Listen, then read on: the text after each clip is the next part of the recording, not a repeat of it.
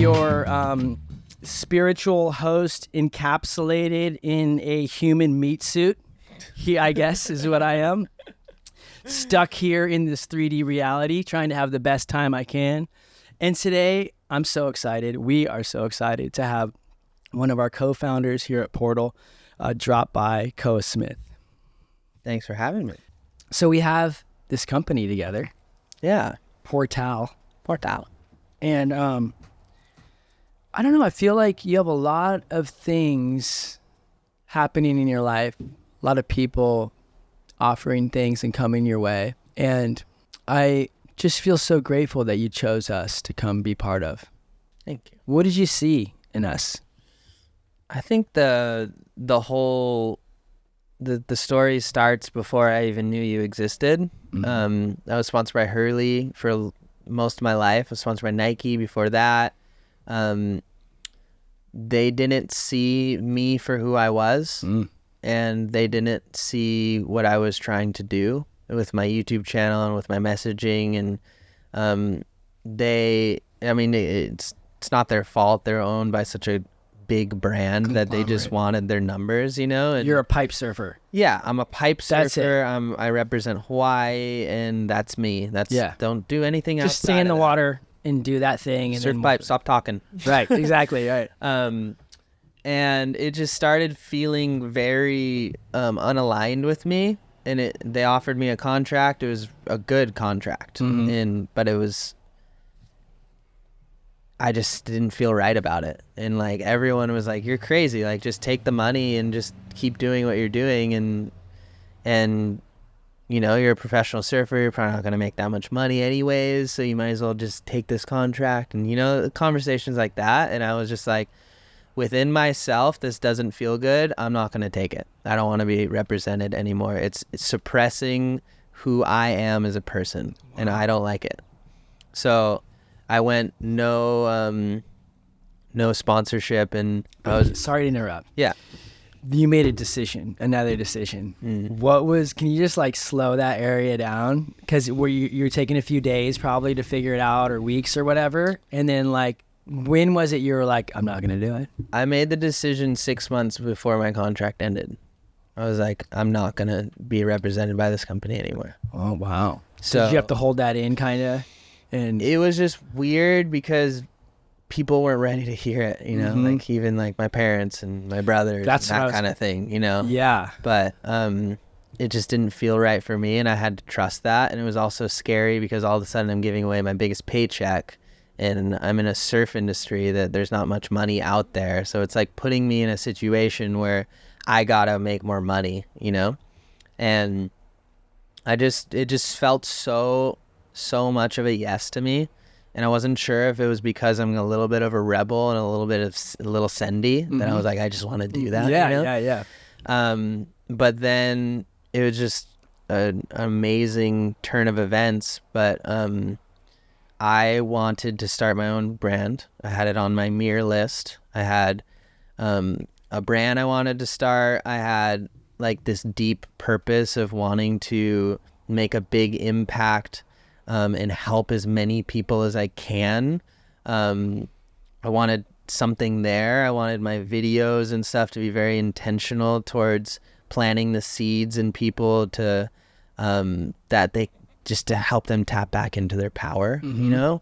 And it was funny, once Portal came up to me, it was like it checked off 3 or 4 of the things on my goal list, which was just such a cool thing. Like, as soon as I heard it, it was just like, yes. Yeah. Like, I don't even know the direction, but yes. Neither did we. But yeah, I know, right? I mean, that's the cool thing is like, there's something there. And I mean, Sarah talks about this a lot, but it's something so much bigger than all of us that's coming through us that it'll take shape into exactly what it's supposed to be. Right. But the bottom line of us just creating a brand that's inspiring people to talk about what they're going through, and this is a safe space.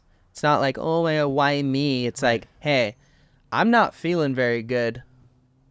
Oh, I'm not feeling good either. Okay, well, what can we do to feel better, because I'm fucking sick and tired of feeling this way. Awesome. This isn't it. Solution based, yeah. So it's just amazing to see the team that's come together just off of that. Yeah. And to see what we do and what we turn into in 5 years is just so exciting. It's wow. So you just said it so good. I'm feeling fired up because it can be discouraging sometimes. Like when we know something is so big and it's kind of new. And for everyone out there, Portal, we're a human development company, destigmatizing mental health, but staying in the solution of it with online courses, we're workshops, retreats, podcasts, starting conversations. We have apparel to start the conversation, and we have music program, but more is coming through, and the right people. It's almost like when we push it, and it's like we're closing the space off for the awesome things to come through. And I'm so grateful that you made the decision to follow your heart, and I feel like I really feel like you've taken on a role through being yourself that has a big impact in the world. Thank you very much. And so I have these notes here. You don't mind, I'm going to go back and forth with them. But yeah, just to start out, here's a fun little question. If you had a billboard in your hometown, just a big white billboard, and they're like, here you go, it's yours, what would you put on it? Oh, gosh. I feel like this is a Tim Ferriss-y question. It is total Tim Ferriss-y question, but it's good. I've always thought about it, and I've never came up with a good answer, so maybe now will be the time. If I had a billboard in my hometown, I don't know, something about like, I keep seeing this shirt that says like, be kind to your mind. Yeah. That's pretty sick. And I just feel like we're so tough on ourselves, Judge ourselves. Yeah. We're just like, we're never enough, we can never do enough, like, and that's just a dangerous road to take. So maybe something like that. Just like, be kind to your mind. Be kind to your mind. That's Portal. That's underneath, right? That's what I got for now. / Portal. Yeah. No. It was actually a Nike shirt that said that, which I was pretty surprised on. Be kind to your mind. Yeah. Do you judge yourself? I do. Yeah. What's some of the things you tell yourself? Well, I mean, I feel like we're gonna dive into this anyways, but I just got back from a Joe Dispenza retreat in San Diego 2 days ago, so I'm feeling pretty connected right now. This was an advanced follow-up, so if you go to one of his 7-day advanced meditation retreats, then you can go to these like 4-day hits. And because everyone's already on that level, they already have that basic understanding, he can kind of just dive right into it. Right. And also show you what he's attempting to do on a more of an experimental level. And for me, these experiences always just like excavate really, really deep beliefs within me that I didn't know that I was thinking or feeling, or I just couldn't understand what that emotion was. And struggle with just like self-love. Yeah. And I think a lot of people can relate to that, but yeah, just like, I need to be doing more. I want to do something amazing. Like, I want to, be the best surfer I can be. I want to help millions of people. I want to just make an impact on this world. And then until I do that, I'm not going to feel like I'm worthy of my own love. Like, I have this thing where when people approach me and they're like, oh, I love what you're doing, like, I saw your YouTube videos or whatever, and it saved my life. I'm like, oh, cool. Like, almost like I can't take it. I can't receive. I'm just like, oh, that's cool, but I'm not there. I don't know. Yeah. And Joe has these amazing walking meditations where you stand, you have headphones on, and it's like just choreographed so amazing with this music that just takes you to another realm. And he just has so many thought-provoking things he says. But one thing I noticed was that like I got connected with my deep inner self. It was kind of funny.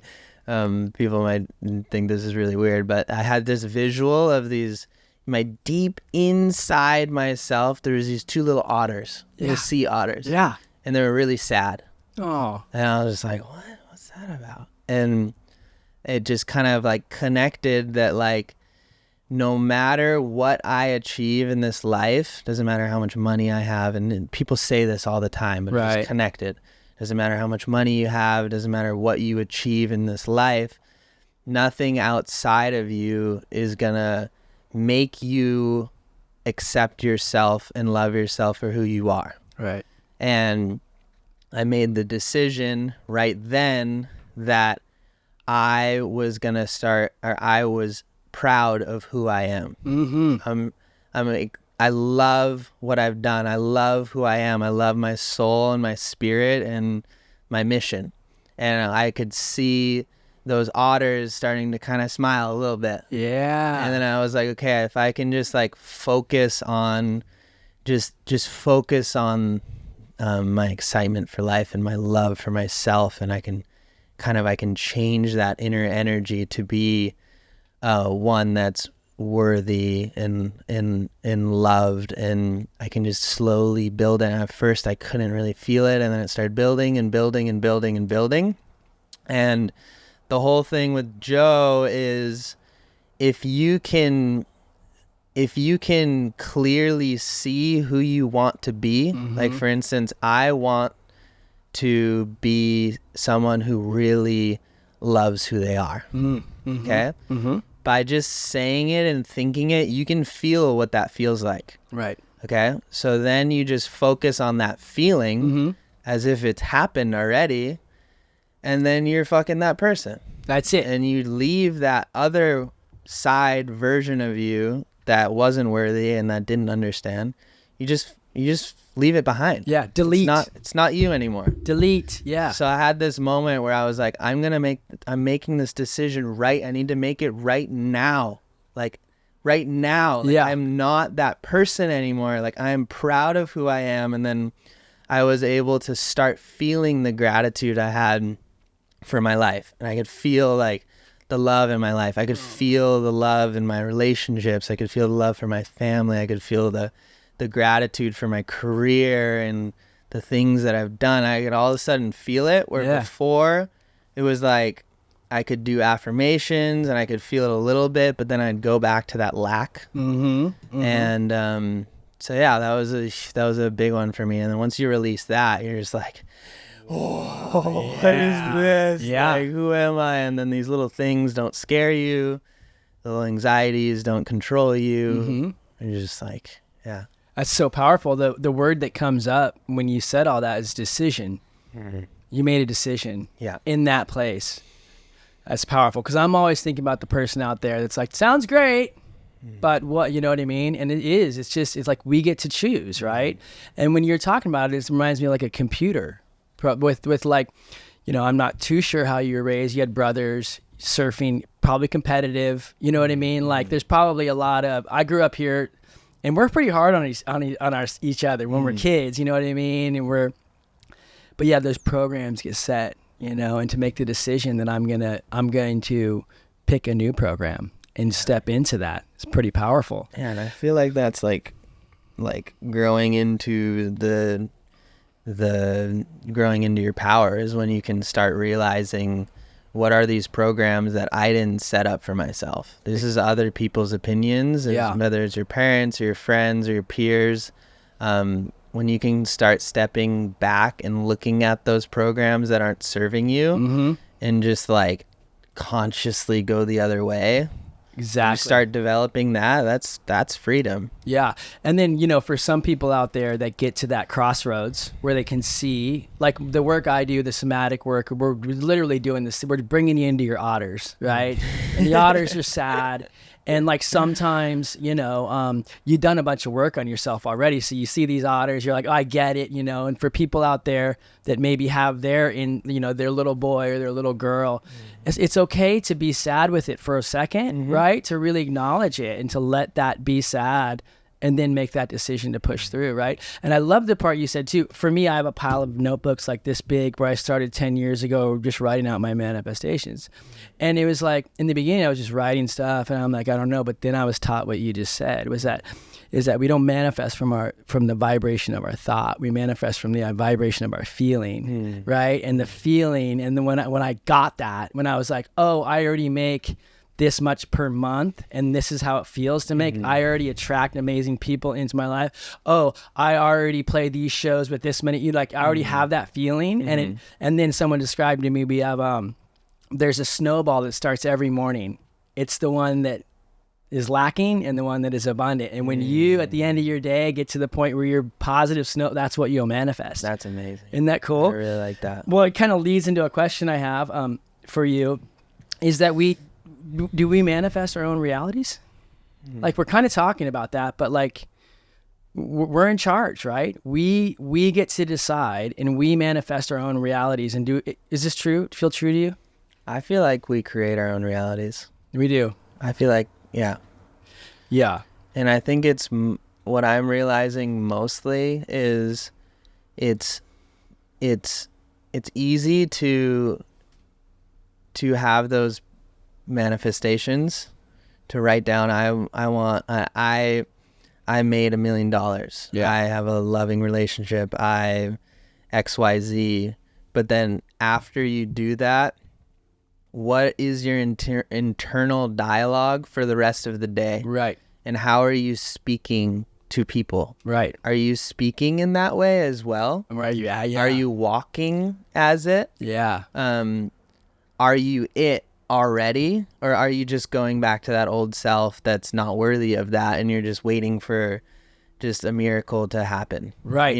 Well, not to cut you off, but that's a great point, because what happens in that place, I think an important part is that if what we're talking about is kind of journaling, writing manifestations, writing intentions, one of the keys in my experience is not to go too big with it. Make it believable, right? So I can be in it all day, right? So it's like for me, I was like, I'd make this much per month. And then when I got that, I was like, just add on an extra $1,000 a month. And then how that felt, you know what I mean? It made it more believable. That's cool. Yeah. I guess like one thing I notice is if people are like, I want to lose a bunch of weight. Right. But then like on their inner dialogue, they're not like already acting as that person. Right. Like they're creating that separation. They don't have it and they're waiting for it to happen. And it's just, I don't know. I feel like if you can step into it and already believe that you're that person, what would that person do this morning that lost that weight, Right. I feel like that's kind of the experiment that I've been doing. And it's just interesting to see how that makes you feel, and then the opportunities and synchronicities that come to you. And then just like, it's scary when they happen. Yeah, they start. You're like, oh no, I'm not ready. Right, totally. But you got to step through that portal. Like action. Yeah. Get into action. Act as if it's there. It's like in all the scriptures. Right? Yeah, that's what it seems like. It's like the oldest and most intuitive thing ever. It's just we've been taught a little bit of a different perspective. Yeah. And then maybe, I don't want to get too much into it, but we did talk about Joe Dispenza. Some people out there might be like, what? I don't even know. Maybe just like, Joe Dispenza is he's a coach, right? He's like a meditation. He's like a leader, meditation leader. I did my time with Joe Dispenza, and he's essentially drawing out of Vedic. He's like new wave Vedic meditation into the spine, into the Kundalini. Yeah. And like very powerful. You can tell he's done his own work, and he's, you want to say anything more about him? Yeah, I mean, you're friends with him, right? I mean, I wish. Yeah, but yeah. In the field, yeah. Writing about we it. connect, yeah.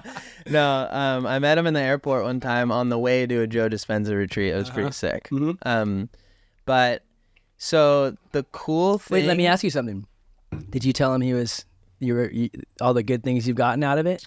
I told him I was headed to the retreat with him. So I was like, I've been to your stuff. Like, did he receive it? He was stoked. He was okay, there you go. Stoked. He receives, right? He received it. There we go. Yeah, that's yeah. yeah. Yeah.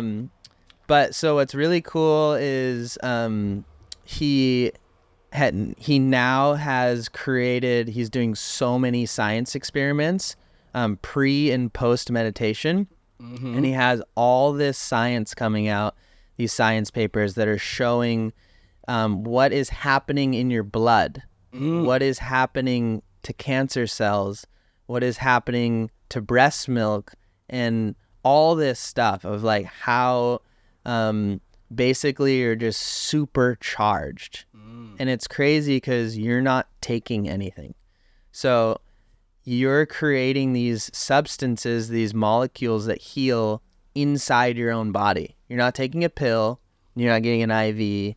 You're creating it yourself. So it's pretty wild. But this last advanced follow-up retreat we did, he did a science experiment, and I'm not going to get into the details because I'm going to botch it, but where 10 out of 10 people that focused on upregulating a certain molecule in their body upregulated the production of that molecule. Oh my gosh. So by focusing on this molecule, your body starts creating that molecule. Basically, it's showing how you have the power to heal by producing these things by putting your attention on it. So we'd drop into the meditation. He takes you out of your body, out of your senses. Mm-hmm. You don't feel anything. You don't see anything. You don't hear anything. You're in nothing, which essentially is like the quantum. Yeah. You know, and in the quantum, everything's possible, right? Every opportunity exists. There's no time. There's no space. There's infinite time. And what could you do with infinite time? You do everything. Anything's possible. So you like drop into that space, and then you start tuning into your pineal gland. Start tuning into your pineal gland. And then he has you open your eyes, and there's this kaleidoscope going on, these huge screens, this gnarly kaleidoscope. Oh, out on the screen, not in your third eye. No. But So like on the screen. yeah, so you open your eyes now, and there's this kaleidoscope, and you're just like kind of going into trance. It wants you to be in trance. Right. And all of a sudden, this molecule comes up and on the screen. Mm-hmm. And he said that you don't need to know how to make it. You don't need to know what it's made of. Your brain just needs to know what it looks like. And if it's real, then your brain's like, no problem. No problem. I'll start making it. So you're focusing on this molecule while focusing on your pineal gland, while focusing on your heart. And all of a sudden you start feeling this sensation in your brain. Like something's happening. There's like a burning sensation. But it's pretty funny. I couldn't repeat what it was, but one of them was DMT, the molecule. Mm-hmm. And like the real word for it is like NN5 demoxytryptamine. Oh, dimethyltryptamine. Yeah, dimethyltryptamine. Yeah. And he's just repeating that. Dimethyltryptamine.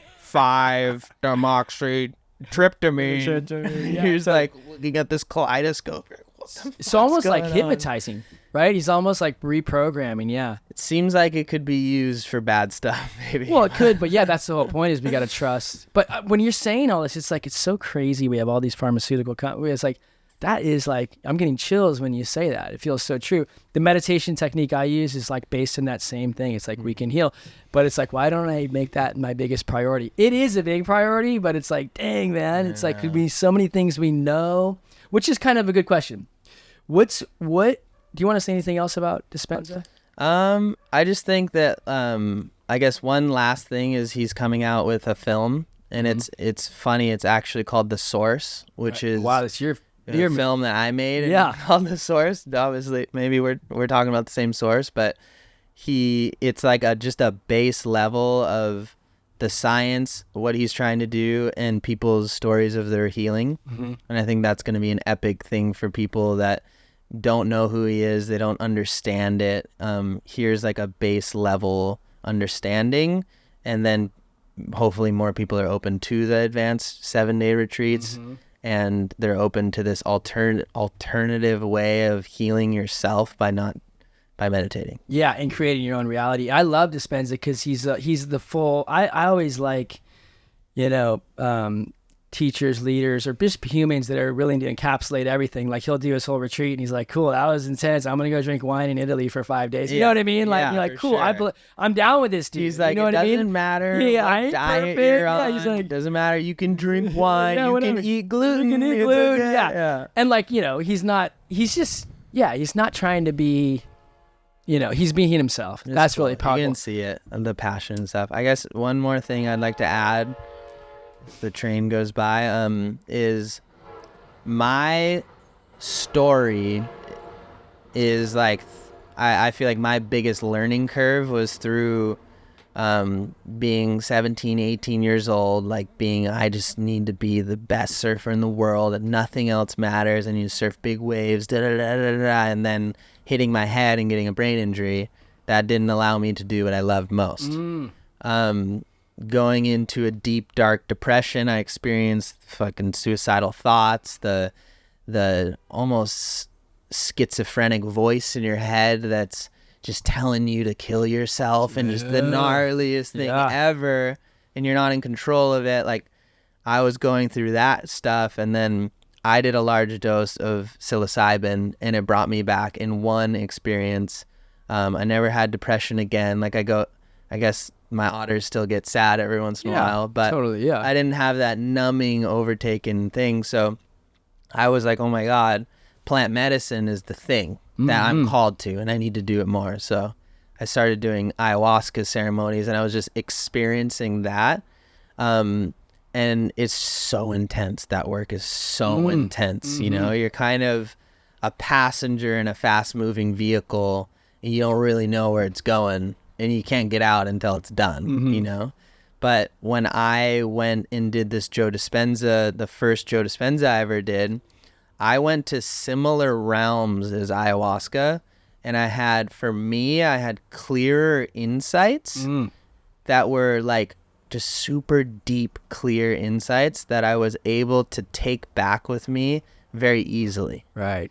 Where for me, when I did ayahuasca, it was like I got 10 million insights, and I kind of remember a couple of them. Right. And since then, I've been able to tap in, and it's almost like I can drink a little bit of the ayahuasca every morning when I do the meditation. On the natural. And since then, I'm like, wow, we can get to these experiences on just by placing our attention. Like, what? And if it gets too gnarly and too scary, I'm back. Yeah. And you're like, oh shit, why'd I do that? I was there. I was in the unknown. But I just wanted to mention that. That's kind of been my path. And since finding that I can feel that through meditation, it makes life pretty exciting. It's so cool. As I was actually going to go into because you have a whole movie about the head injury and those things too, so you can kind of see that. We'll talk about it, but I want to comment on my same experience.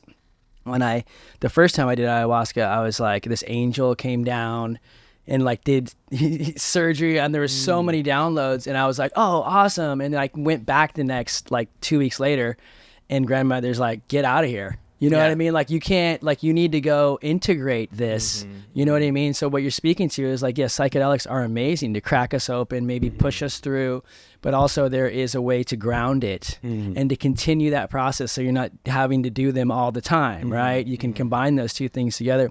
Have you ever heard the story of, Ram Dass, obviously, right? And his guru is called Neem Karoli Baba.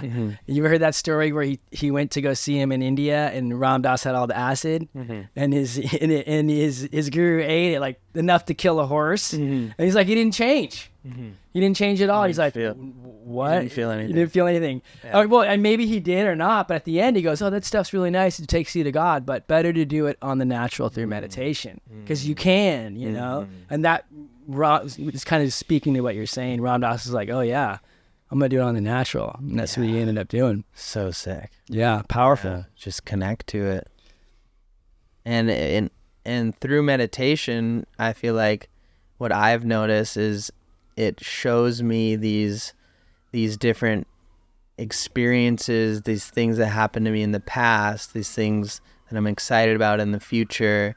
These belief structures that I have that just are holding me back. Right. And it's like it's very personal to me. No one else can show me that. no one else can tell me that. You can tell me in 10,000 different ways, but I won't understand it until I feel it and I notice it and I release it within myself. And then every time that happens, it's like a key unlocking a door to a deeper level of yourself.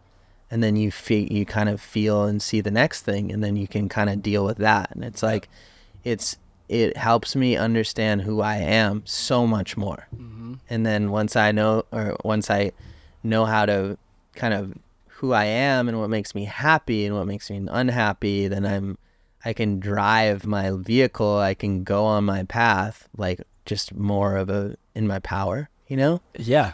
Peeling the onion. Yeah. Going deeper. Oh, you know what? And for anyone who is listening and they're like, I can't sit still, I don't know about God or spirituality, all that. Mm-hmm. Like one of the good first keys in is maybe, at least for me, when I started meditation, it was just transcendental meditation, and the whole framing around it was to relax. Mm-hmm. It's like, don't worry about God, don't worry about spirituality, mm-hmm. don't worry about any of those things. And what happened was, if I just focused on the discipline of showing up twice a day for 20 minutes, mm-hmm. I was more relaxed throughout my day. And then like that stuff started to percolate and go up. You know what I mean? So if anyone's out there, the way in, maybe just to be able to sit with yourself for 20 minutes and feel the relaxation. For sure. And I recommend breath work too. Right. Because I feel like people that aren't ready to sit with their busy brain, mm-hmm. like breath work is almost like for me, it just like suppresses my thoughts. Mm-hmm. It doesn't matter how busy my brain is. After like 1 or 2 rounds of breathing, mm-hmm. I'm just like, yes, yeah, and then that helps me get into that space where there's like my thoughts are downregulated and I can feel my feelings and stuff like that. So this guy Paramahansa Yogananda, who I follow, the guy Autobiography of Yoga, he said he used to wake up and his guru would be breathing already. Then they'd get up and they'd walk to the Ganges River and jump in the river and then meditate. So he was doing that, like the morning routine. Yeah. So I'm like, those little nuggets are so good. Yeah. I mean, I watched your movie, The Source, and the part where you jumped in the water, I think in South Africa, with those 2 women swimming. Do you remember that part? Mm-hmm. And they said how much they do this every day for an hour, and that I healed this. Like I was in the ocean this morning, just, thinking how powerful it is to just get in the water, just get in the cold, for sure, and do a little breathing. Get to know yourself a little bit. You notice the cold is like super scary, or I notice when the cold is scary, I need it the most.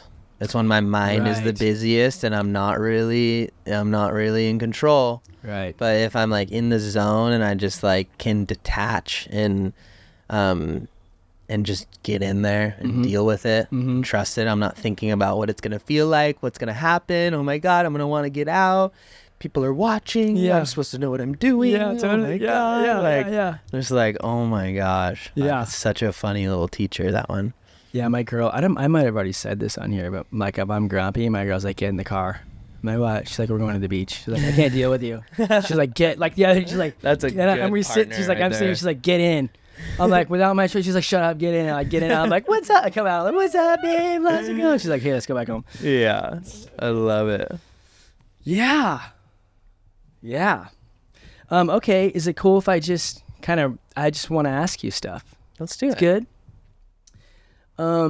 One thing, like, and I want to relate it to this kind of work that I do a little bit, and I'm just curious to know more, but I think one thing we talk about a lot is our edge.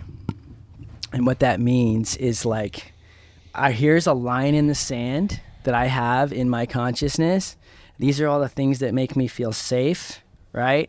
And over the edge are the things I know that I should do or want to do, but I just not going to do them. Those are my no's. Does that make sense?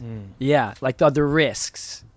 So like maybe you could talk a little bit about, do you have an edge? Do you have a place where you're like, I'm not doing that, even though I know I want to do that?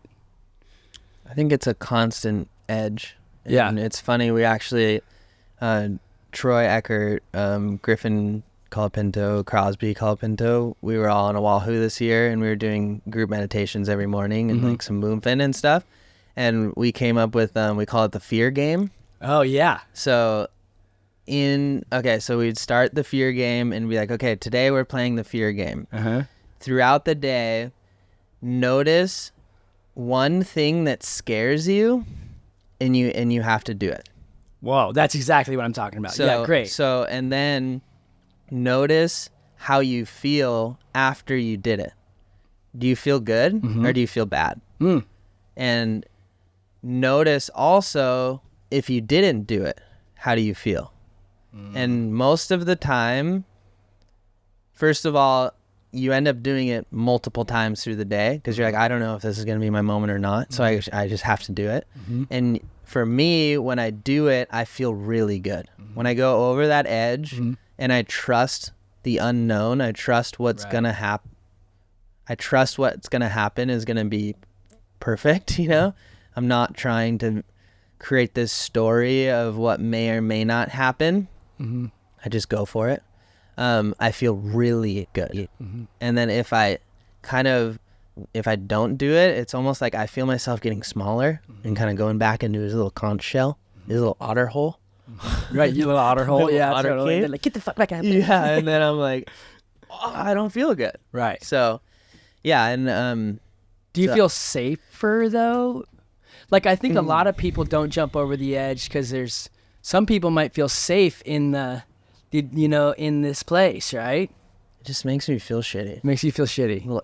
Yeah. Ugh. Like So I want to be open and free. Yeah. I want to be just Yeah, and so it's so cool that I just bring that up and you have a game surrounding Yeah, it, a right? fear And it's game. not even just one, like most people will be like, I will never talk in front of a crowd, or I will never show my heart. But like, you just go, right? You take it as it comes, and that can be talking to a stranger in the line. It can be helping someone. It can be doing a dance move. It can be doing a prank on your friend. It can be speaking your truth. Right. That's scary. Yeah. I really feel like I need to tell you this. Right. So I'm gonna. Oh shit! That means I have to tell you this. You know. Exactly. Yeah. Did you guys say throughout the day? Would you be like, "Oh, I got a fear"? Oh yeah. At And the then end you'd of be the like- day, we'd you'd- reconnect. Oh, you'd reconnect We and say, "Here reconnect was the and ones that I did." Share our moments and like Whoa. how it made it feel. And so, yeah, I challenge the viewers to try that out. Just the fear game. Just one thing in the day. Yeah. That's all you got to do. One thing. If you know it's going to scare you, then you go towards that. And then maybe another important part is if you could do it with someone else, right? Because the accountability helps, of it. for sure. Yeah, you don't have to, but Yeah. you might. Yeah. And then it's fun to talk about and share the experience at the end I'm of the playing day. the fear game now. Let's I'm go. in, you know? Yeah. And I think also big wave surfing is a constant finding my edge. And 100%. Especially surfing like pipeline, like a wave that if you make a mistake, death is very apparent out there. You're right. It's the deadliest wave in the world. And, you know, even just this winter, we had more knockout saves than oh my God, it must have been like double. Yeah, Koa, right? And Joao. Joao. Yeah. And there was a lot of just like people that weren't really experienced out there that had happened Is that to them why? too. Is it because they were pushing each other deeper, or like because everyone's wearing helmets now, and everyone's? I'm like, why is it more now? I don't know. It's, I don't know. You don't know. I heard a theory of there was a period of really low tides. Oh yeah, and that little sandbar built up on the inside. Could have been a factor, but honestly, I think they were I playing don't your know. game. the fear game. Fear game. It's your fault. That fear game didn't make them feel good. It's No. your fault. Okay, that leads you to a good question. Do you feel like you're known for surfing pipe and surfing big waves and taking risks, and do you feel pressure to have to do that? Do you ever go like, well, it's kind of like what the identity I've created. Like, it's not bad. I'm not saying it's bad, but it's like that's one thing that you have a skill at that you know. Do you ever feel like I got to get out there? I don't want to, but I'm going to. I feel very in control of that now. I think when I was 18, growing up trying to prove who I am, what I can do. I was doing a lot of things I didn't want to do that scared the shit out of me. Really? Like you'd go, okay, I gotta go out now. Now I gotta go surf Jaws because that's what I'm supposed to do. And you're terrified. I'm out there and I'm like, I don't want to be out here. Oh my God, like just holy shit. And did you hold all that in? Go? And then all of a sudden I'd be like, wait, I can go on this wave. And I'd go and I'd get a wave and it would just be like, oh my God, it felt so good. So like, good.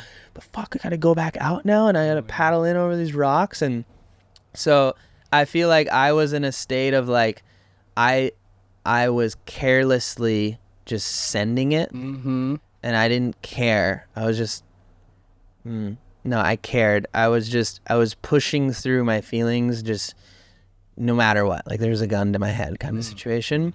And I think that I learned through the healing of my brain injury and slowly getting back into surfing, I had to relearn how to surf a 4-foot wave that it didn't scare me.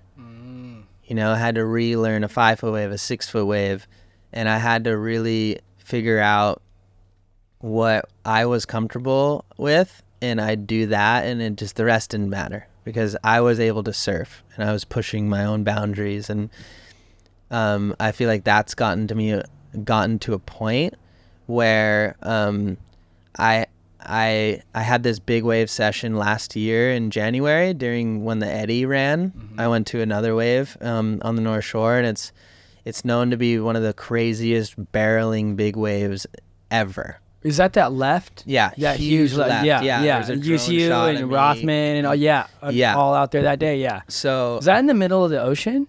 It's far out. So you take a boat. You can paddle. Oh, you can paddle, but you could just be getting caught and inside. And there's like it's not even waves. makeable. Almost. It looks perfectly makeable, but it's so big and so fast that it's sometimes you basically are set up to get the biggest barrel of your life for sure. If you go. Everything. Okay, So my whole process through that was I was terrified in the morning. Terrified. I can see it. And I'm just like trying to make breakfast, and I'm just like, get a call.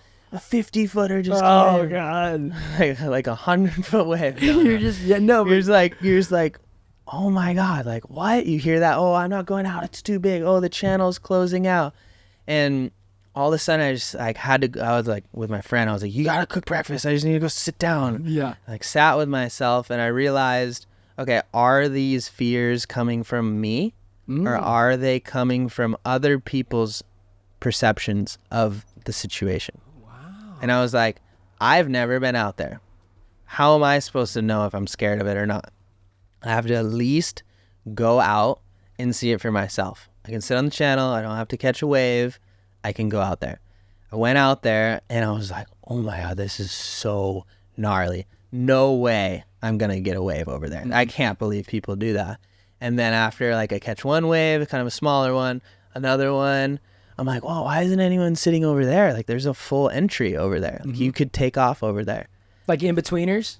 No, like on the sets. Right. Like you could take off right there. There's a full entry. Okay, yeah. And I was like, you guys should do that. And all of a sudden I'm like, I could do that. I'll do that.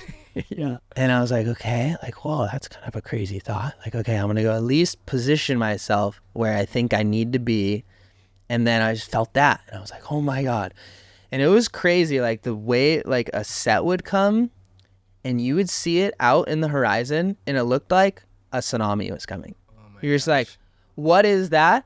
And is this going to break on me? Am I going to like die right now? Right. And you're just like paddling out to sea as hard as you can, but you're trying to manage your breath and your heart rate as well. Because if you're freaking out and you're out of breath, it's like doing a sprint and then getting caught inside by a 50-foot wave.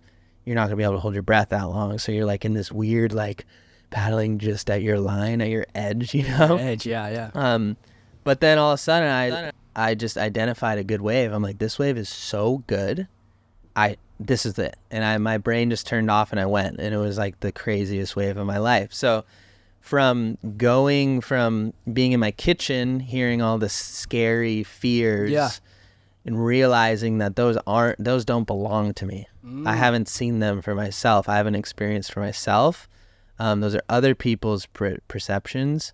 To going out and seeing it for myself and identifying where to be and then what's possible, what I can do, and then getting the biggest, craziest wave of my life and being totally fine. Like, how much change happened in that day for me? Oh my God. Well, huge. It's so cool. Well, have you ever heard fear is false evidence appearing real? Whoa. You know, and it's like, but something just happened when you're saying that, because I'm relating to people that might be watching. Everyone's got a tsunami wave wanting to crush them, right? You know, in their own way. For sure. And when you talked about it, I think what happens, I'm real big on conscious emotions and feelings and thoughts and unconscious ones. And I really think a lot of our lives are run unconsciously. And the way they start to get run unconsciously is fear or anger. These emotions come up. Like, for instance, if something scary happens, we check out. It's like, and then it's just run, freeze, attack, whatever, right? And when you were telling your story, I'm like, the reason why you could say, cook breakfast, I'm going to go sit. You essentially did all of your practices. And that's a testament to, like, so everybody has a wave tsunami coming at them. And if you find yourself in your life when fear arises, just checking out and running, this is why the benefits of disciplines help, right? You just said them in all of your practices, your meditations. You were able to say, wait, where is this coming from? You were able to stay present throughout your fear. It's pretty powerful. Yeah, and see where that gets you, you know? And it's funny because I work with Troy Eckert. I talk to him every week. And one of the main things is, like, I know how to surf. I'm very comfortable in big waves. Yes. And I'm more comfortable in the ocean than I am on land.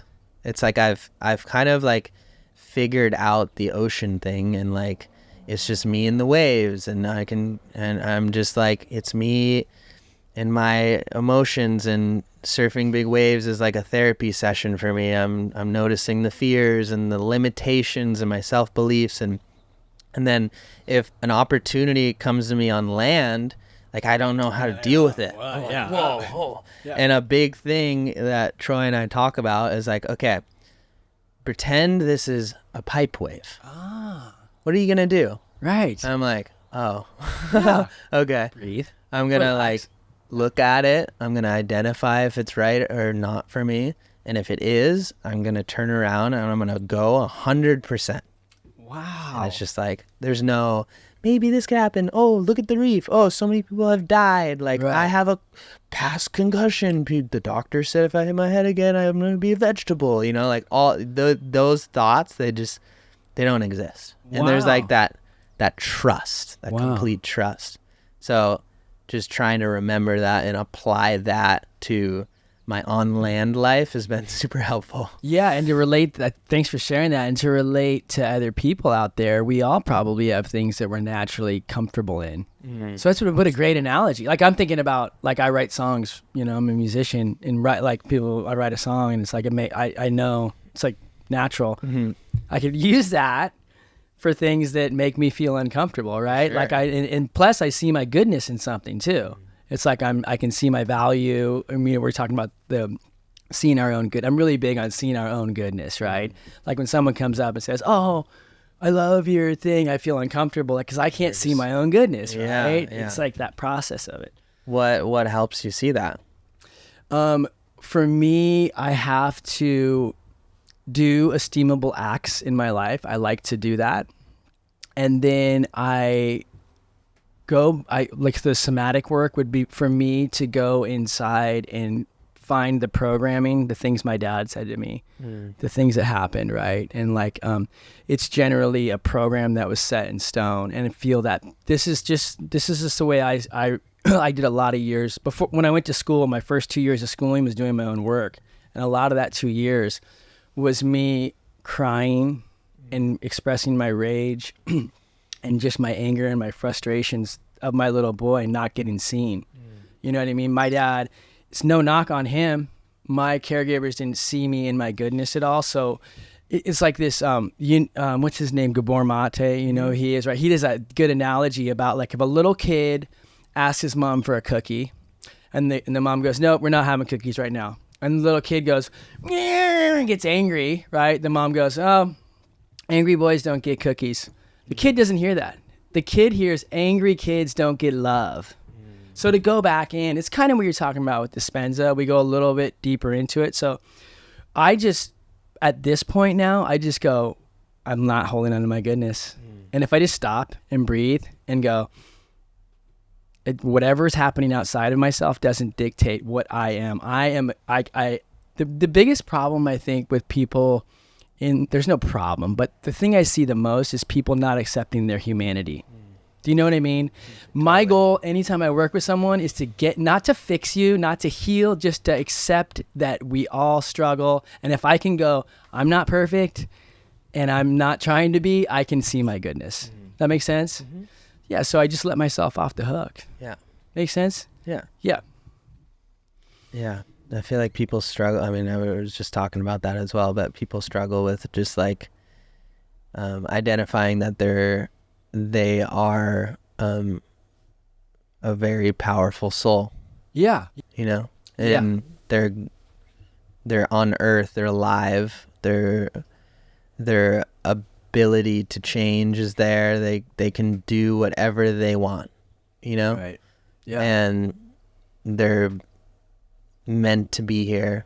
They're deserving, they're worthy, they're a human, you know? Exactly. And that's the bottom line. It's like you're a human, like you said, but I don't know. I just feel like people always dismiss themselves for everything they've done. It's so cool we're talking about this because this is actually on here. It's like the way that the work that I do is on 3 tiers. It's like that place you're talking about. We're all from the oneness. It's like a higher self, like, you know, and how do we get back to that place? Well, when we get hurt in our innocence, then we learn about rage and anger and we kind of defend ourselves from getting hurt again, right? Like, I'm not going to accept your compliment because that's too much for me to feel. Do you know what I mean? Yeah. It's like, so I'm going to defend, I'm going to avoid, I'm going to say no, whatever, or I'm not going to sing because when I was young, I didn't get seen. It's just like, we're going to defend that higher self place, right? So when we tell people you are, fractal of God and all those things, a lot of times it's in the unconscious that the people have to work through that. And then to make it even more confusing, which I was going to ask about, is you have like a higher self and you have all these negative emotions and then we just put a mask on and pretend like everything's okay. So, you know what I mean? Yeah. And it's like we're so far from, a lot of the work that I really enjoy is rewinding from that mask place. You know what I'm saying? Yeah, if you can identify what's going on and kind of feel it. Feel it. Can you feel it? Like, what am I presenting to the world? I'm always happy, or I'm like mean, or like there's a way where we wear a mask in order to keep ourselves safe, you know? And the question is, what's underneath it? You know? Yeah. I don't know. I don't think anyone knows. It's usually what's reversed from what the mask says. The mask is like, I don't need help. I'm fine. Underneath is like, I do. You know what I mean? Or I'm so loving. I love everything. Underneath it's like, I'm a little pissed off right now. You know what I mean? Yeah. How do you deal with negative emotions?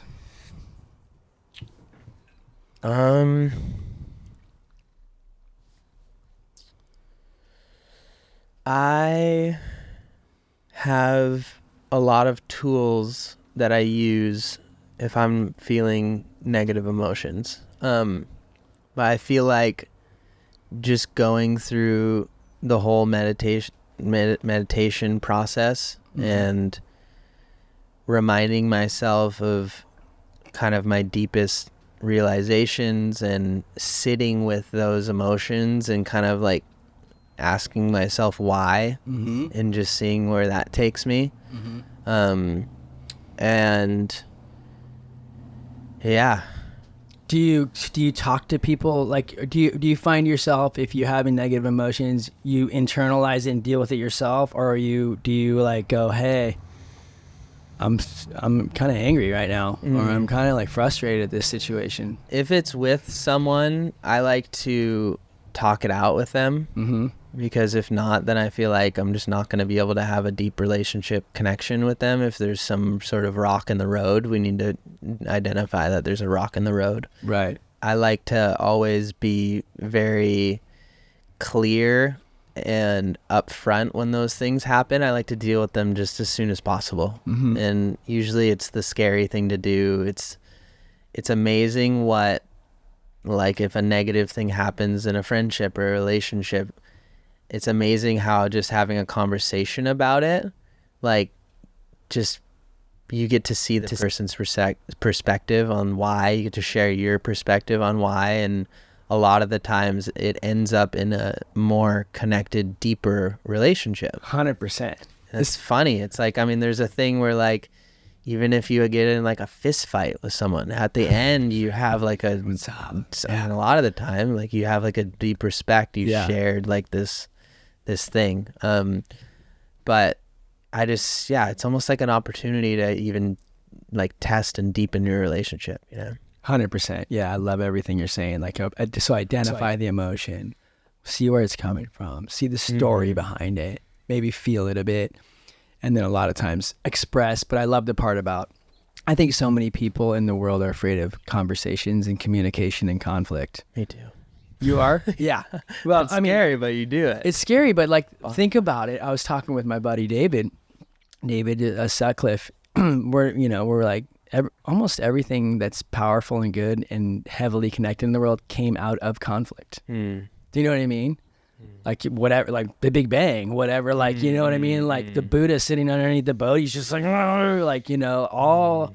And my experience is, maybe the biggest fear comes true where somebody leaves or it's uncomfortable, you hurt somebody's feelings, but either we connect deeper or we clear space to have the right situation come in. So it's super powerful. Yeah, I like that. Yeah. What do you like? It kind of goes in like, where do you hold back the most? Where do I hold back the most? I think a big realization that I've been having is I don't feel like I am worthy enough or smart. Oh my gosh. Let me rephrase that.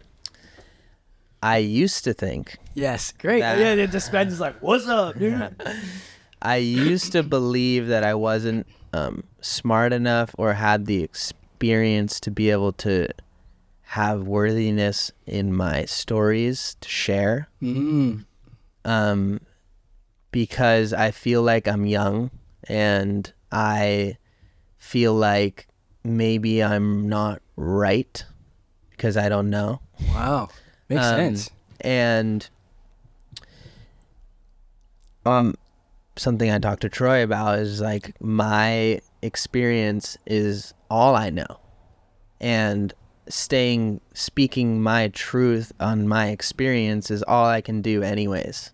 And if I can just do that, then I'll learn if it was wrong or if it was right through people's feedback. And I shouldn't be afraid of that because that opens the door to a deeper understanding. Right. So I think like in a couple days, I'm going to a school and speaking to some young kids, and like for me that's like the scariest thing ever. Wow. But I know that first of all, it was really nice to go to this Joe Dispenza, and he talks about like, who do you want to be, and okay, be that person, and how does that person sit, how does that person talk, how does that person walk. So in those situations that you're feeling a little like, just check yourself. How would that person, he calls it the mystic, how would the mystic walk? How would the mystic handle this situation? Yeah, Wizard. Wizard. And I would handle it by being very present and trusting that the right stuff's going to come through me. And that's all I can do.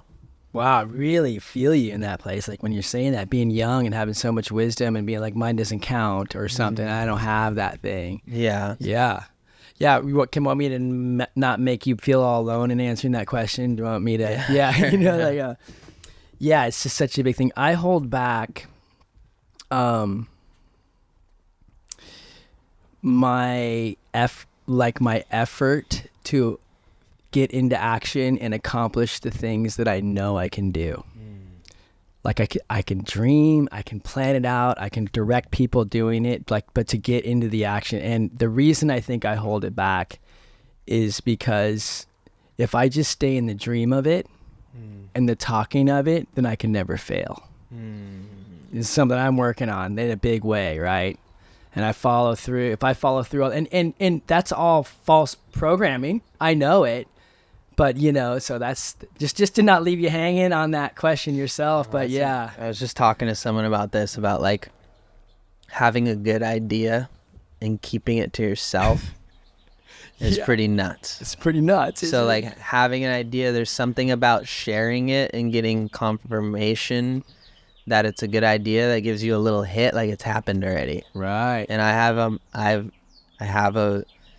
I can relate to that, where like I get these good ideas and I start telling people about it. I start making it like come together, and then just feeling like it's already happened. And I get to a point where I'm like, yeah, like, I don't know, I'm not worthy of it or whatever, you know. Yeah. When you just and get it. Well, yeah, with Portal we did these men's groups, you know, and it was great. I've done groups, you know, throughout my years, but to like do it with Portal as an arm of our company, is offering workshops. It was great to talk about. We'll have these workshops and a bunch of people will show up and it'll be awesome. Like, let's just stay there. Yeah. And then it's like, boom, we're doing it, you know? And I was like, okay, you know? And then it worked out. A bunch of guys showed up and we had the experience we thought. But like the thing that I hold back, is like stepping into that place. What would you say? Is there anything you don't want to talk about here? Mm-mm. So you're in a relationship? I am in a relationship. What do you hold back the most in your relationship? I think my past belief of unworthiness and not loving myself affected how much I could love my partner. So you hold back some love from, not so much anymore, but that's one thing that like you find not opening your heart all the way. Yeah. So you would hold back. Protecting. Yeah.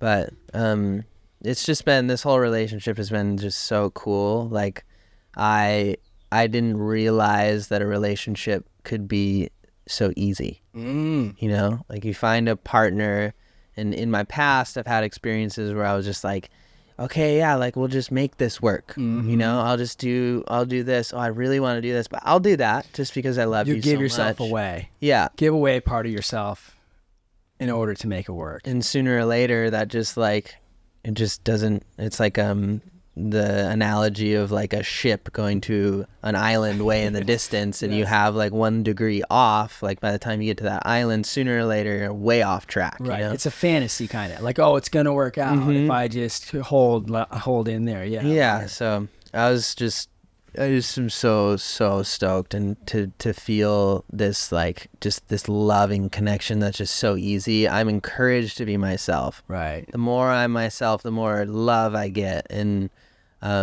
just the support and the wisdom, and just having like a partner that's like on your team. Yes. And you can just build this life, this dream together. Yeah. And like relate and just connect, and it's just, it's wild. It's out there. It's out there. No, It's I mean, out there.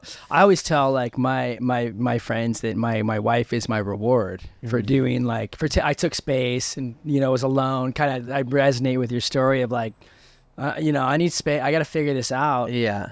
I think a vibration switched in me. Like we talk about Dispenza putting on a vibration. I'd healed some things that I thought I needed through a partner that I couldn't give myself. Do you know what I mean? Totally. That's why my ship was a little off, because I was sacrificing healing this thing in myself in order to have this person fix it. And it just didn't work. But when I gave myself space, I was able to heal that, and then boom, drops in. Yeah. Yeah. 100%. I mean, I think a big one is people, like you said, people feel love from their partner, and they think that's where the love's coming from. Right. But then if your partner's not there, then you feel in lack. Right. Like you need to love yourself, you know, that whole thing. Like your love, although someone's helping you feel that love's coming from within. Yeah. And if you can feel that for yourself, then like I was just saying, I was struggling with that, but realizing that has to come through yourself. You have to be stoked and in love with your life and who you are. Then that partner, then the connections is way easier. I feel like, where if you're depending on your partner for love and vice versa, then it just gets a little addicting. Yeah, well, plus I don't want to be with a partner that doesn't. I got to fill their gaps. I don't want to fill anybody's gaps. Yeah. And I don't want to process. Fill your own gap. Fill your own. Well, I'll fill some gap. You know what I mean? Abort! Abort! Well, you know what I love about my wife is she's self-aware. So when she has a problem, she doesn't project it onto me. The ability to go, this is coming from me. I don't want to make you bad. Maybe you should go over there. Like, you know what I mean? I think that's like if you can get that in a relationship, then anything's possible. Yeah. You know what I mean? I do. What does it feel like you're about to be a dad? Oh my God. What does that feel like? Oh, it did. Okay. So the last podcast I did with Cote was all about it. It was amazing because I was like, I don't want to. Okay. So 95% of me is like, yes, okay, I want to be a dad. But I was like wondering why I'm not stepping all the way into this love. My heart's not opening all the way because there's 5% that's like, no, I love my life. I don't have any, I just can do whatever I want to do. I don't have to answer to anybody. I can go surf. I can be in a band. I can play. I can create this company. And it's like, it's ending. So I had to express that part of myself. And in that podcast, it's really interesting. The reason I brought it up in the podcast is because we all have things in our life that we're not fully stepping into and we don't acknowledge. Like, for instance, if someone's in a job where they get paid good money, the schedule's good, but they're not fulfilled, they won't express the part where they don't feel fulfilled because the whole world's like, what are you talking about? You have money. Doing great, yeah. So I was in that with the kid, and my wife's so special. She's like, yeah, tell her to come on the podcast. She's like, that's your deal. Like, yes, express that part so you can step all the way in. Yeah. I think that's a dynamic that the world could use, is the dynamic of learning to identify those little bit of negativity for a second, just so we're shining a light on it, and then we can, like you said, ask, like, is it true? Is that just fear? Is it, Right. Was it a similar thought process when you got your dog? Dog was no. It wasn't. Dog. You raised a good dog. Here's the thing. That's a good step. I know. Well, that's the thing. I know I'm going to do good at it. Yeah. But I know what it takes. But here's the funny thing about that is that, like, my wife has a sister that has this baby that's like 3 years old. And I'm over there hanging out. And I'm watching the mom look at the daughter, like, with this love. And I'm like, that's how I look at a freaking Belgian Malinois. You know what I mean? Like, I love animals, Yeah. So, I'm super excited for you. thank you. Let's talk about creativity. Hey, I have an idea. Let's talk about creativity. You're a pretty creative dude. Man, being creative is everything. It's like pulling these ideas from who knows where and bringing it into 3D. And We're it, right? We're like, that's where we came from. We Yeah. are a creation of that. So yeah. I mean, yeah, and I feel like just the more okay, so my my brother Travis's fiance's niece, they were babysitting. She's 3-4 years old, and she had a couple sleepovers at my house. She wakes up in the morning and she's like, "Go, like, play with me." And I'm like, "Oh, I got my morning routine I gotta do. I gotta meditate. I gotta make my coffee, my mud water." See, I told you I shouldn't have had a kid. That's what I'm telling you. That's just going out the window. And but here's the thing. It was like, okay, well, yeah, like, what do you want to do? Let's draw. And I'm like, sick. Okay, let's draw. And I'm like, starting to draw. I'm like, whoa, yeah, this is what I want to do too. And then, okay, play with me. Let's do something else. Okay, well, here's paints. Like, you got to use this. The next thing you know, I'm painting, and I'm like, just lost in this like creative environment. And I feel like I related to like what these kids are living like that's what I want to live like. I just want to be present, and I want to be creative, and I want to just be flowing with my life, And in that moment, nothing else mattered. I felt so pure and so connected, And I was just like, wow, this is sick. And you get into it, And I feel like it's so easy for me to get into I have to do this. I have all these emails. I need to structure my life. I could be making more money. I could be doing more. I need to and thinking about that stuff, But so for me, I found one of my greatest outlets is painting. And painting is like, I have no idea what I'm doing. And all of a sudden, I just get this one idea, and I'm like, okay, I'm going to do that. And then I'm like, oh, that kind of looks like that. Okay, I'm going to do that. And then I'm like, ooh, that really looks like that, but I'm not good enough to do that. No. I can't do that, you know? And I'm like, well, why am I painting? Like, I'm painting for myself. I'm not like trying to be cool. I'm not trying to sell this piece. Like, so yes, I can do that. So let's do it. And then it comes out super creative and ends up like through the whole process of taking shape ends up being something that I'm like, whoa, how did I even do that? You know? Wow. And yeah, I feel like through my YouTube channel, like I'm constantly having to come up with ideas. And for me, it's like, okay, let's do it. And it's a very like open, focused, kind of relaxed state of like receiving. It's not like a narrow focus of like, okay, we need to do this and then we should schedule this out. It's just like, okay, I got it. Oh, yeah, totally.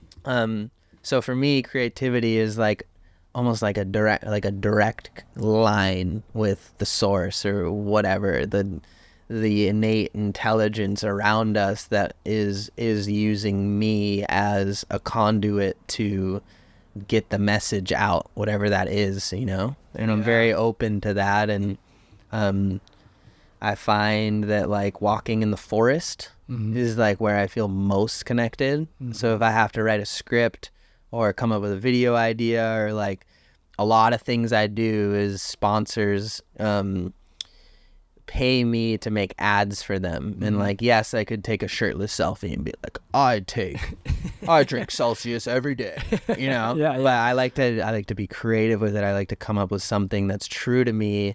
It's funny, inspiring, or whatever, you know? And I find that 10 out of 10 times, if I go to the forest, by the time I come out of it, I have multiple ideas, or I've already written the script and I know exactly what to do. So it's interesting. Something about the forest connection that just, I don't know. You give yourself space. Yeah, I mean, nature, it's the 0 point vibration, right? Yeah. So you're connecting. It just feels like it's just. I mean, if everything's vibrating in a city, that's a man-made distorted, like the forest is like feeding that. Did you paint those new boards, that new board line? No, I didn't. But those are amazing. So sick. I mean, I saw some of your paintings too. I'm not taking away from that too, but it kind of looked like your style. Yeah, the team I've been working with is just so good. Like, it's just like I have an idea. What's his name? Like the ripple board, the edges, like yeah. I'm working. So yeah, that's like a project that it's about to launch. I'm super excited about. It's called Resonance Surfboards. Resonance, when two things vibrate at the same frequency, it raises both of the frequencies. Right. That's like the resonance I'm talking about. And you know, for a surfer to be that connected with their surfboard, are me and Matt Parker, the shaper, resonating, creating new ideas, that kind of thing. Matt Parker is a shaper at Album Surfboards. He's started Album, and he's just such a talented artist. It's crazy. And I can come up with any of these ideas. Like I just came up with I was eating a steak. I saw that. I was eating a steak with a serrated knife. I still don't know how to say it. Serrated. However you want, but yeah, you know what I'm talking. Yeah, you hear what I mean? Yeah. So with a serrated knife, and it was just cutting right through the steak. And then I was thinking about when you're surfing and you're going really fast, it's hard to do like a bottom turn because the surface tension of the water is hard, you know? So I was thinking, I was like, as I'm eating my steak, I'm like, what if the rails had serrated edges? Maybe it would cut into the ocean. Yeah. In the end, the ocean's all bumpy and so alive anyways that I was like, yeah, this could be cool. Texted him the idea. The next day he shaped it. And I got the board, and it's the best surfboard I have in my quiver right now. Oh my gosh. It's just so cool. I remember seeing you. I saw that, and I was literally looking at the TV like, yeah, that's so awesome. You're cutting a steak, and then the board comes, and you're coupled with Matt Parker. Is the name Matt Parker? Matt Parker. Yeah, who's a badass. That's the company's name that you guys raise your vibration together, and he sends it over the next day. Yeah. That is so cool. Amazing. And he puts so much love into it. Because you didn't say if it works in your post or whatever. I forget where I saw that. That's the next video. Oh, sorry. Please stay tuned. Well, you know how you were talking about making ads for companies? Okay, juggle this one for a while. For Portal, we go get you a neck tattoo that says Portal right here, like this big. That's good You advertising. good with it? Like, so when you're thinking about our ads, I got it covered for you. That's perfect. And every ad is secretly a Portal ad. Or maybe a grill. There we go. That's very Portal. Yeah. Okay. Well, I mean, I think this was really awesome. Maybe one last question. If you were on your deathbed today, what would you say? Oh.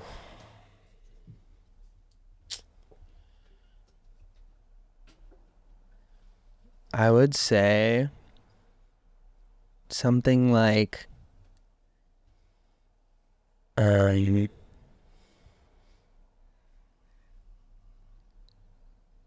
know the universe has your back and clearly know what you want to experience and watch your inner dialogue. Be very kind to yourself and trust that you can do it. They're just like clearly knowing what you want to do and truly feeling like you can do it. And it doesn't matter what anyone else thinks or says. It doesn't matter at all. It doesn't matter what anyone's ever told you. If you think you can do it, you can do it. And I want to be like from now until my deathbed. Yeah. From now until my deathbed, I want to be the living example of that. Oh man, it's so powerful.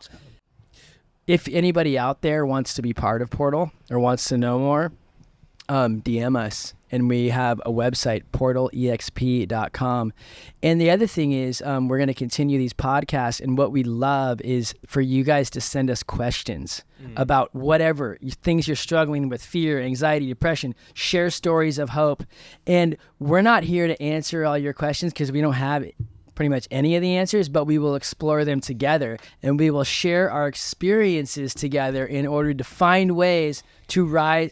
What's the name of your surfboard company? Resonance. To resonance together, right? Boom. So if you have two resonances, they go twice as high. Imagine all of the millions of people coming together. And yeah, and you said something really important too. We're a safe space. I think everyone here at Portal that's part of it has had their own struggles in their own ways, right? And the awesome thing is Troy Eckert coined the phrase, misfits of consciousness. So if you want to come and bring your misfitness, or you don't feel like you're a misfit and you just want some tools, that's the awesome part.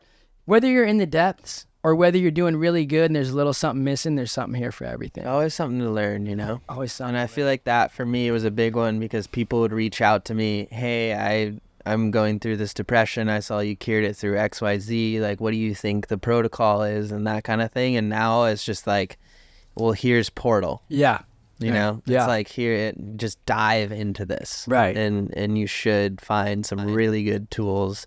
And we're also here for you. Like, the communication's there, too. And then they're like, so well, cool. I was asking you, not that weirdo Chris Cote, but anyways, I'll send it. We got to zoom you in more. I'm down. Yeah. Zoom. H37P ! Help is our nonprofit, and this is the podcast, the Help podcast, supported by Portal EXP. It was been such an honor to have you here. Thanks for taking time, my brother. Yes. And I'm looking. This is a beginning to many more. Yeah. 100%. So much love. Bye, guys.